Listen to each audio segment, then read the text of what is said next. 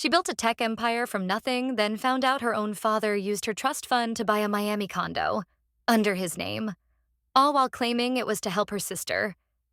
This isn't just betrayal, it's financial manipulation wrapped in the guilt of family. Would you walk away from your family or fight back? Comment below because this story, it's going to hit deep. You make more money, helper. That's what family does. One sentence from my father. No explanation, no request, just duty.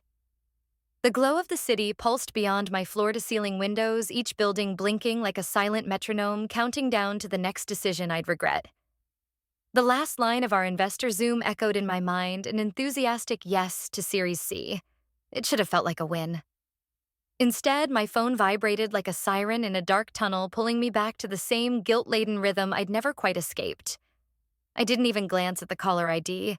I knew that voice before it spoke. "Roa," my father said, "your sister's in trouble." His tone was calm, authoritative. Not a trace of panic or emotion, just the kind of moral certainty that had shaped my spine since I was 6. "You make more money," he added. "Help her." I waited for the rest. The context. The need. The reason. Nothing came. "That's what family does," he finished. He didn't say Megan's name again. He didn't have to. I could already picture her tears, perfectly staged palms upturned, waiting for another undeserved rescue. But I also saw myself at 17 gripping a college acceptance letter he never acknowledged, because Megan had just flunked out of her second school and needed us to rally behind her. I closed my eyes and let silence fill the space between us. He didn't ask if I could. He never asked. Because somewhere between Ohio and Silicon Valley, I had turned into a financial institution with a last name he still felt entitled to claim. How much, I asked. "Around 300. She's in over her head again. Crypto stuff, business ventures, whatever the hell these kids do." I wanted to laugh. I wanted to scream. But mostly I wanted him to keep speaking because that was the only time he ever called. And it meant in some backward way I still mattered. I opened my banking app and executed the wire. $300,000. Just like that. No questions, no contracts, no promises. Just another emotional invoice paid in full. "Done," I said flatly. He didn't thank me. He only exhaled. "Good. You're doing the right thing." He hung up. The city outside glittered with artificial certainty. Everything in San Francisco operated on contracts, non-disclosure agreements, seed rounds, and well-documented trails. But not family. Family was still allowed to knock without warning and take everything you spent your life trying to protect. I stared at my phone long after the screen had gone dark. Somewhere beneath the practiced coldness I wore so well, something ached. I had built firewalls stronger than most governments could crack, but when it came to my father, all he had to say was, "Do what's right." And I obeyed like it was gospel. Around midnight, a new email popped up on my personal inbox. A mailbox so private, even my assistant didn't have access. The subject line read, "RE Miami Lies." I hesitated before opening it. The sender's name was unfamiliar, just a string of letters and numbers. Probably a burner. The body of the email was short, written in a clean sans serif font. "You think it went to debt? You deserve to know the truth." There was no signature, no link. Just a PDF attachment labeled Escrow Memo 1 PDF. My heart ticked faster. I downloaded the file and opened it. At first glance, it was a standard real estate escrow document. Property address, agent, signatures, transaction records. But my eyes stopped at the name listed under the buyer, Franklin Hale. The purchase price, $1.2 million. I pulled up my trust fund account. The amount didn't make sense. I had only transferred 300, but the ledger said otherwise. Over the last 90 days, withdrawals totaling over 1.2 million had been made, all routed through linked trusts I hadn't touched in years. I scrolled to the latest transaction. Location Miami, account real estate escrow, owner Franklin Hale. I didn't scream. I didn't cry. I didn't even blink. I just stared at the screen. I looked at the last withdrawal. Miami, real estate escrow. Not Megan's name, his. She's your sister. What's yours is hers. It's always been that way, said the man who never gave me credit, only demands. The email sat in my inbox like a splinter under the skin. Subject urgent. Pitch deck discrepancy from Lauren T. Series C, Lead Polaris Ventures. Message, hi Rowena, quick clarification. Megan Hale is listed as an early stage co-founder on your deck. Can you confirm her role for our compliance records? Thanks, Lauren. My throat tightened. I read it again and again, but the sentence didn't change. My eyes darted toward the large screen on my office wall. My slide deck was open version 8.1, last updated 2 days ago. I flipped through the pages. Clean, accurate, my name, my work, no trace of Megan. I minimized it. Opened the file she was referencing, version 8.0 shared with investors the week prior. Page 2, team overview. There it was. Megan Hale, co-founder, 2018-2019 strategy and brand development. A role that never existed, a timeline she had never touched. I didn't move, didn't blink. Instead, I typed, need full legal review of founder designation claims. Now. RH 15 minutes later, Julian from legal called. His voice was tight. Rowena, we pulled the archive contracts filed with Series A. Someone added a notarized statement in 2019, listing Megan as an early-stage strategic co-founder. It was tucked into the miscellaneous annex labeled under Brand Expansion Memo. Looks legitimate. It's signed. By who I asked, though I already knew. He hesitated. Franklin Hale. As witness and legal guardian of shared Hale trust assets used during the company's bootstrapping phase. My breath caught. He's not on the board, I said. He never was. And Megan, she was pitching skincare in Austin in 2018. I'm only reporting what's in the record, Julian said. If it's forged, we'll prove it. But it's filed. I ended the call and sat perfectly still. The hum of the HVAC, the buzz of my monitor, the faint traffic noise below, they all sounded miles away. I reached for my encrypted external drive. The backups were all there. Contracts, personal notes, emails from 2018. I opened the original founder agreement signed only by me. No mention of Megan. No co-founder clause. Nothing. The truth sat cold and silent, archived in metadata. I looked across the room at the framed photo on the bookshelf. Me and Dad in my cap and gown, 2010. I'd just won the top STEM award at my university. He wasn't smiling. Not really, just present. Flash me at 17 acceptance letter from MIT clutched in hand. His words, full scholarship, good. Less debt to carry. Flash Megan sobbing in the kitchen after failing her music program audition. His arms around her. You've got something bigger than notes, sweetheart. You've got presence. That matters. Flash his voice again not long after my first seed round. Megan is the heart, Rowena is the brain. But hearts matter more in a family. Back in the present, I clicked open my voicemail. One new message. His voice measured and cool, I did what I had to do. You've always kept things to yourself. Maybe now you'll learn to share. I didn't delete it. I didn't even replay it. I opened my phone, tapped Megan's number. Straight to voicemail. Of course, I stared at the screen for a long, pulsing second. Then I opened a blank email and typed, to Franklin, heliprotonmail.com, subject you know what this is. Message you'll explain this. Publicly. Or I will. My name lit up the LED screen. Then her name replaced mine. She didn't even blink. The lights were warm overhead, the kind that blurs edges and sharpens focus. I stood at center stage at the Tech Future Summit minutes into my keynote. The audience shimmered like a sea of possibility investors, journalists, developers, students all waiting for the next breakthrough from a woman they believed had built something bulletproof. Me. The clicker in my hand felt steady, familiar. I'd rehearsed this talk 20 times. It was my story, my vision, my company. I advanced the next slide, Genesis of Trust Lock, a founder's journey. That's when it happened. Beneath my name in clean white font against the navy blue gradient, another name flickered into place. Megan Hale, co-founder. The words didn't scream. They whispered. Cold, inarguable. My heart stopped. There was a pause in the audience, a breath that collectively drew in but never exhaled. Phones came out, heads tilted, whispers bloomed like wildfire. I didn't blink. Not yet. The tech team at the back scrambled. I could see one of them mouthing, "That's not the version we uploaded." Another shaking his head. But it was there. Live, streaming, documented. I forced a breath through my nose and continued speaking. I don't remember the next few minutes. I heard my voice. Flat. Measured. Not me. Each word tasted like ash. When I stepped off stage, the applause was polite enough to hurt. No longer thunderous, not like it should have been. I walked toward the wings, trying not to break into a run.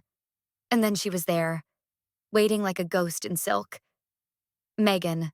Perfect posture, sharp blazer, lips curled into that same smirk she used in childhood whenever she'd broken something of mine and blamed it on how tightly I wound myself. "See?" she said softly, almost affectionately. "Now we both get a little sunlight." I stared at her. I wanted to ask how long she'd waited to do this, but her eyes already gave me the answer. I walked away. I didn't turn back. The cold air outside hit my skin like needles. I climbed into the back seat of my car, pulled out my tablet, and synced the presentation file to my personal archive. Then I compared the metadata between my copy and the one broadcast live. Last modified March 27th. Editor F. Hale admin IP address internal company node. I knew that login. It wasn't mine. It belonged to my father. I opened the access logs. 6 months ago. Repeated logins, file exports, quiet edits. One pattern of behavior perfectly timed with Megan's latest failures. They weren't just desperate. They were deliberate. My hands trembled, but not from panic. From clarity. A message popped onto my screen. "Isla, I'm here. Let's find out where it leads." I opened a new thread and typed without flinching. "Run the trace. We're going hunting. Megan's debt wasn't paid, but a luxury apartment in Miami was." I sat in the low glow of my lab's side office, the kind of light that made shadows longer than they needed to be. My coffee sat unopened, a ring of condensation bleeding into the corner of a paper towel. 2 monitors buzzed before me, silent witnesses to what I was about to unearth. "You ready?" Isla's voice filtered in through my noise-canceling headset. Steady, precise. "As I'll ever be," I replied, cracking my knuckles.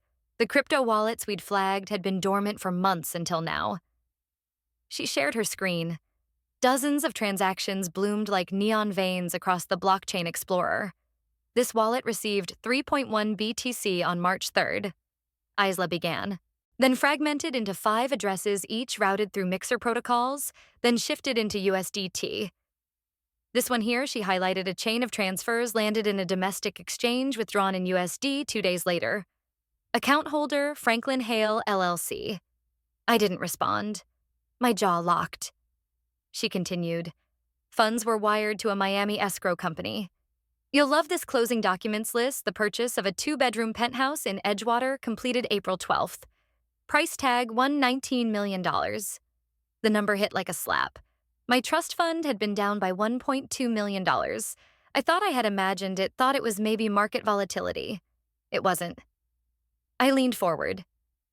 Did Megan even touch the money? No, Isla said. Her wallets acted as decoys, but every path we follow ends at your father. I stared at the document, my father's name printed below, managing member, Franklin Hale, LLC. Clean font, digital signature time-stamped and validated. Check this. Isla pinged a secure folder. He signed using a multi-sig key. One originally tied to your family's crypto trust. The one you temporarily enabled in 2020 when he claimed he needed access to backup tax documents. I closed my eyes. I remembered the call, the sigh in his voice. It's just for a week, Ro. I don't know how all this tech works. I thought I'd revoked it after. I thought I'd been careful.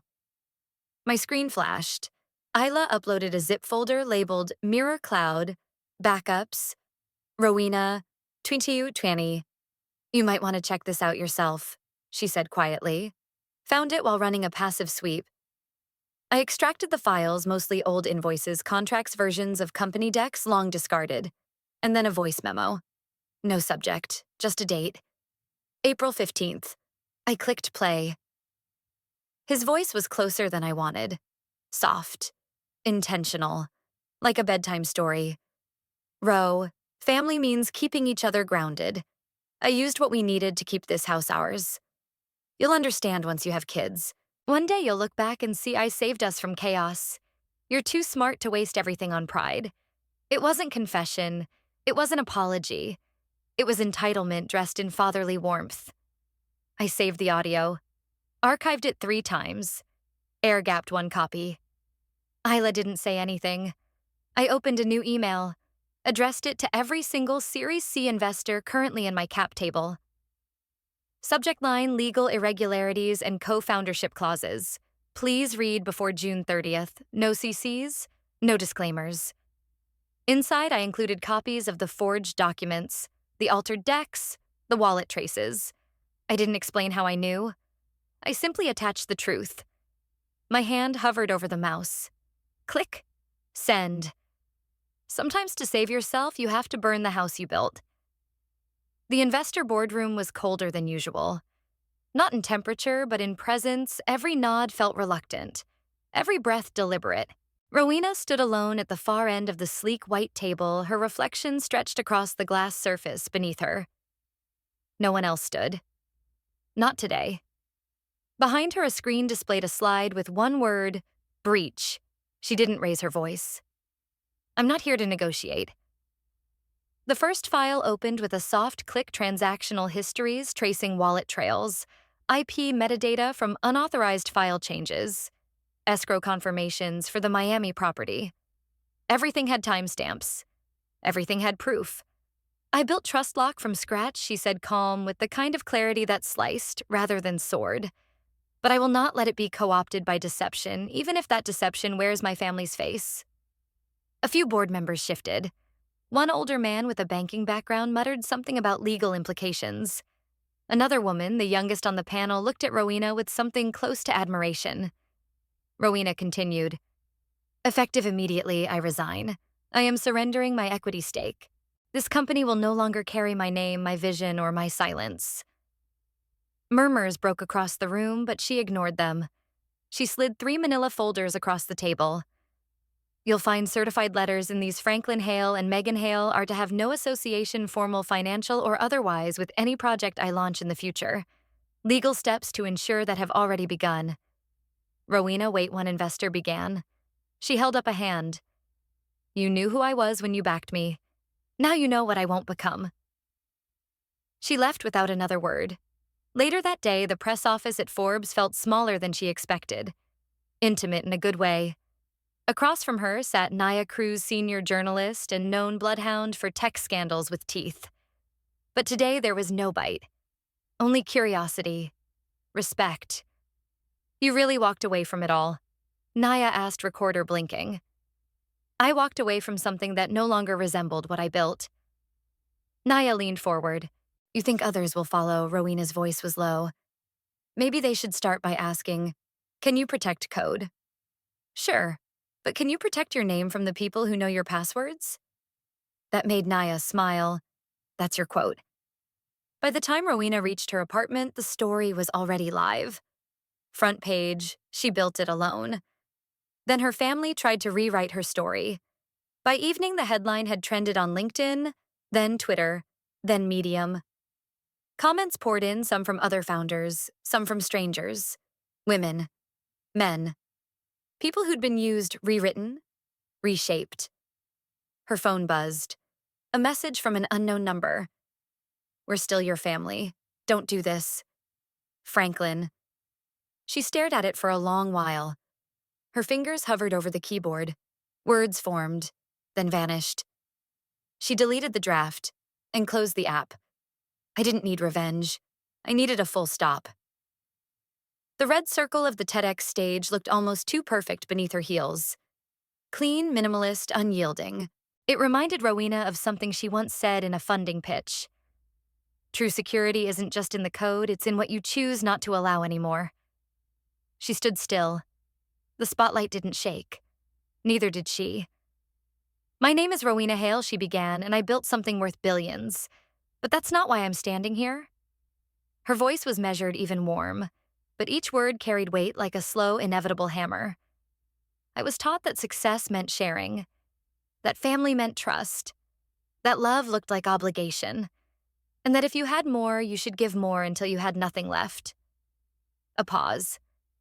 We don't owe our loyalty to those who weaponize love. No one stirred. I used to think I needed my father's approval, that if I built enough, gave enough, sacrificed enough, he'd finally see me as more than a tool. But what they saw, was never me, only what I could provide. And every time I said yes, I disappeared a little more. Another pause, deeper now. Control doesn't always wear a snarl. Sometimes it wears concern. And silence isn't always peace. Sometimes it's self-erasure. Her gaze swept the rows. Some audience members leaned in, visibly holding their breath. I'm not bitter, she said simply. I'm free. And with that, she stepped back. There was no instant roar of applause, just standing silence, a few blinks, a room taking in what couldn't be unseen, then a single clap, then more, not loud, but layered, measured. She bowed, walked off stage, and didn't look back. Later, she sat at a corner table in a Hayes Valley cafe. No blazer, just linen and a soft cardigan. The morning sun filtered through the tall windows, catching steam from her untouched tea. She scrolled her phone once. One new message. Family doesn't block family. Franklin. She stared at the words, then typed one back boundary, and pressed block. The phone went dark beside her. Outside, the day unfolded quietly. Children ran down the sidewalk, someone biked past with a croissant in hand. A dog barked for no reason at all. She smiled. As she stood to leave, a voice called out gently behind her. Ms. Hale. She turned. A familiar face, one of her early investors. The kind who never wanted interviews, just clean execution. Whatever you build next, the woman said, offering a card I'm in. No questions asked. Rowena took the card, nodded once, and walked out the door. The world didn't shift. But something in her had. Not burned down, not rebuilt, just finally her own.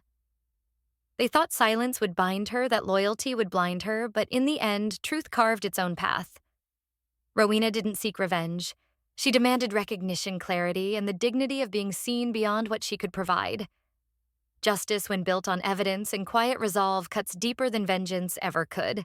Like the final chord of a long-forgotten melody, justice may arrive late, but it resonates powerfully once it's heard. Sometimes drawing a boundary isn't about shutting people out. It's about choosing peace over performance and truth over ties that only take.